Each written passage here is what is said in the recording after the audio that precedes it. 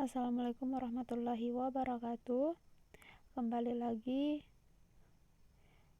dengan saya Rizka Sulistia dengan stambuk 1720221105. Pada kali ini saya akan menjelaskan sedikit tentang sistem komunikasi radio microwave. Di sini saya akan menjelaskan beberapa materi yang saya dapat dari Jurnal Perancangan dan Analisis Kehandalan Sistem Komunikasi Radio Microwave. Jadi tugas ini merupakan tugas pelengkap untuk final test pada mata kuliah perancangan jaringan terestrial. Baik, langsung saja. Pada slide sudah terdapat 6 poin. 6 poin ini merupakan beberapa sub dari materi-materi dari jurnal perancangan dari jurnal sistem komunikasi radio microwave. Baik, yang pertama ada transmisi, yang kedua sistem komunikasi radio line of sight, yang ketiga redaman, yang keempat refraksi pada atmosfer, yang kelima zona Fresnel, yang keenam link dan fade margin. Langsung saja, yang pertama yaitu transmisi. Transmisi merupakan salah satu bagian terpenting dalam sistem telekomunikasi, karena transmisi berarti pengiriman suatu sinyal atau informasi dari suatu tempat ke tempat yang lain. Dalam melakukan transmisi tentunya terdapat beberapa kendala yang dapat menyebabkan proses transmisi mengalami gangguan, sehingga kegiatan penyampaian atau penyaluran informasi ini terganggu. Di antaranya yaitu redaman ruang bebas, refraksi atmosfer, fading, dan juga pantulan yang disebabkan oleh penghalang. Unjuk kerja transmisi merupakan ukuran dari suatu proses transmisi yang dilakukan yang menunjukkan baik atau tidaknya proses pentransmisian tersebut. Oleh karena itu, unjuk kerja transmisi yang baik merupakan syarat yang harus dipenuhi dan sangat perlu diperhatikan agar tujuan dalam berkomunikasi dapat tercapai. Dalam pentransmisian, gelombang dari pemancar ke penerima terjadi pantulan yang disebabkan oleh adanya penghalang atau sebuah lapisan, sehingga kemungkinan gelombang tidak dapat mencapai antena atau terjadi perubahan fasa pada gelombang informasi yang dikirimkan. Perubahannya bisa berupa melemahnya gelombang informasi yang dikirim, sehingga terjadi fading. Nah, fading itu merupakan ketidaktentuan sinyal diterima, dan fading ini selalu menghasilkan redaman yang tergantung pada jarak antara kedua stasiun, frekuensi yang digunakan, serta jenis permukaan dan cuaca pada lintasan yang dilalui.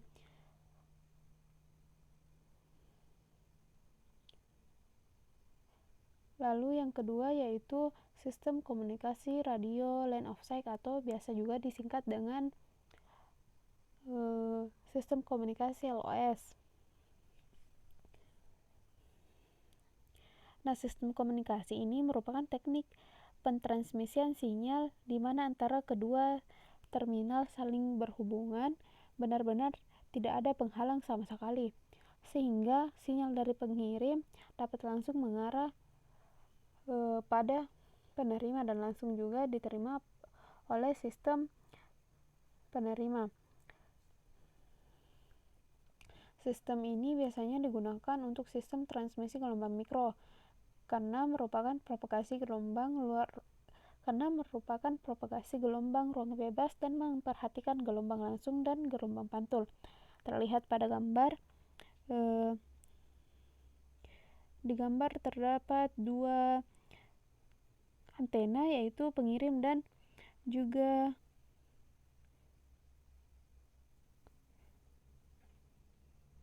pengirim, penerima, dan juga repeater stasiun. Pada gambar terlihat sinyal informasi dari terminal ini saling berhubungan tanpa adanya penghalang sama sekali.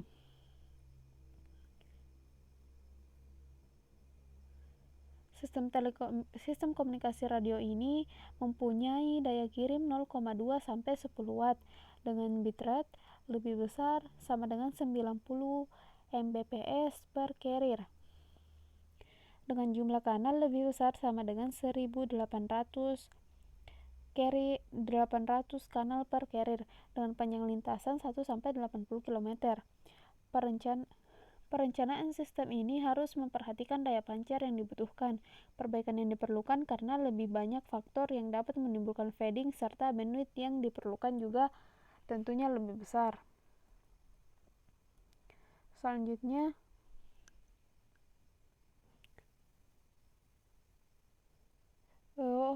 propagasi pada sistem ini adalah propagasi pada ruang bebas yang memanfaatkan sinyal langsung dan sinyal tidak langsung yang diakibatkan oleh pantulan tanah. Lalu yang ketiga yaitu ada redaman. Pada proses propagasi sinyal akan mengalami redaman. Redaman ini diantaranya yaitu redaman ruang bebas, redaman hujan, dan redaman gas-gas.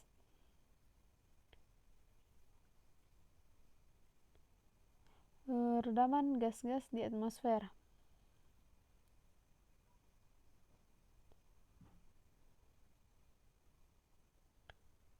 Jadi, di antara redaman-redaman tersebut yang paling dominan adalah redaman ruang bebas, sedangkan redaman hujan dan gas akan cukup berpengaruh untuk frekuensi di atas 10 GHz atau frekuensi kerja di bawah 10 GHz. Tetapi jarak antara antena pengirim dan penerima cukup jauh. Pada ruang bebas, gelombang radio akan mengalami penyebaran energi sepanjang lintasannya, dan ini berarti gelombang yang merambat akan kehilangan energi yang didefinisikan sebagai redaman ruang bebas. Untuk menghitung besar redaman ruang bebas tersebut didasarkan pada analisis pada antena isotrofis. Terlihat pada slide ada formula atau rumus yang digunakan untuk menghitung redaman ruang bebas.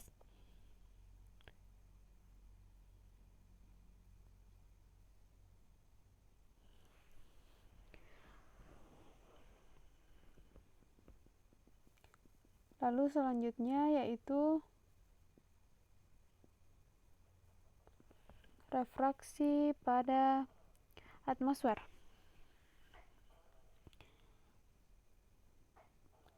Nah, refraksi adalah pembengkokan atau pembelokan gelombang radio karena perubahan karakteristik atmosfer, yaitu terjadinya perubahan temperatur, kerapatan, dan kelembapan, di mana perubahan ini dipengaruhi oleh kedudukan gelombang terhadap permukaan bumi. Perubahan kerapatan atmosfer berpengaruh terhadap cepat rambat gelombang atau V. Refraksi pada gelombang yang merambat pada atmosfer menyebabkan timbulnya horizon radio atau kaki langit, sehingga diperlihatkan pada gambar di bawah ini. Maksudnya gambar pada slide ini, sehingga jarak TX dan RX pada sistem LOS sangat terbatas. Jadi jarak LOS sangat ditentukan oleh kerapatan atmosfer. Karena lintasan gelombang radio pada kenyataannya melengkung, maka untuk memudahkan analisis gelombang radio, gelombang ini dimanipulasi menjadi datar, dengan cara memanipulasi jari-jari bumi dengan menggunakan formula di samping, yaitu V sama dengan C per N sama dengan C per akar permitivitas relatif.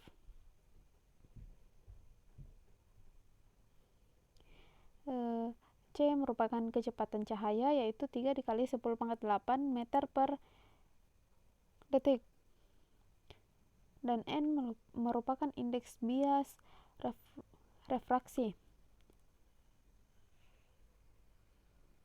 Lalu selanjutnya yaitu zona Fresnel.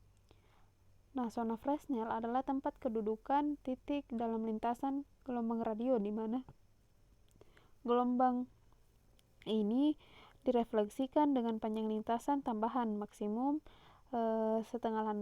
setengah lambda atau 1/2 lambda hingga membentuk elips. Bisa diperhatikan gambar pada slide.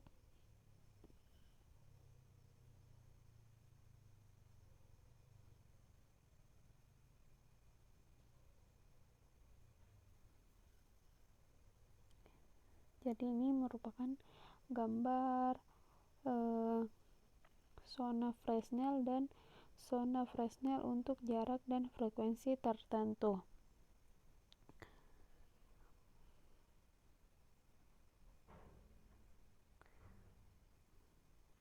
Oke, lalu yang selanjutnya yaitu link dan fade margin.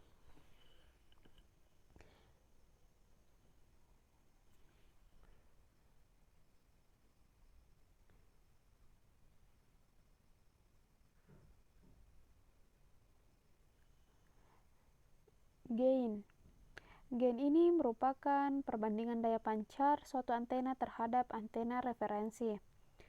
Persamaan untuk antena parabola yaitu G sama dengan efisiensi antena dikali pi dikali diameter antena per lambda dipangkat 2-kan. Lalu selanjutnya link analisis. Pada sistem komunikasi digital, kualitas sinyal sangat dipengaruhi oleh parameter bit error rate atau biasa singkat dengan BER. Nilai ini merupakan fungsi dari energi tiap bit informasi per carrier atau EB dan besarnya noise atau N, di mana EB per N itu merupakan hasil dari carrier to noise atau C per N, dan noise bandwidth to bitrate ratio. Dapat dilihat pada slide ada 4 formula, yaitu formula 10, 11, 12, dan 13.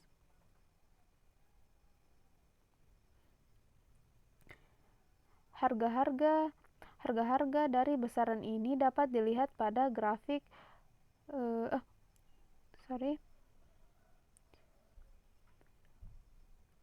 Untuk mengetahui EB per NO suatu sistem, maka diperlukan grafik performansi untuk kerja di mana BER ini sendiri telah diketahui karena merupakan karakteristik dari sistem yang dimaksud. Lalu yang terakhir ada fade margin. Dalam propagasi gelombang radio, besar daya terima berfluktuasi akibat adanya fading. Untuk menanggulanginya digunakan cadangan fading atau fade margin setiap hop, yaitu batas fading maksimum yang diizinkan oleh ketersediaan atau availability total link radio tersebut.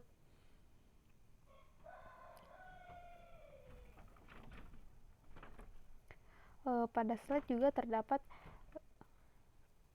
beberapa formula yang digunakan untuk mencari fade margin. Yang pertama itu ada formula 14, di mana fade margin sama dengan P dikurang PTH. PR itu merupakan level daya terima atau pada kualitas sinyal BER yang diinginkan. atau dBm per dBW dengan satuan dBm per dBW. Dengan satuan dBm atau dBW. PTH merupakan level ambang batas atau threshold. BR 10⁻³ desibel meter atau desibel watt. Kemungkinan terjadinya fading margin pada bulan buruk yang ditentukan jenis daerahnya didekati dengan persamaan 15, yaitu Fm Gm loss sama dengan 30 log D ditambah 10 log 6 ABF dikurang 10 log 1 dikurang R dikurang 70.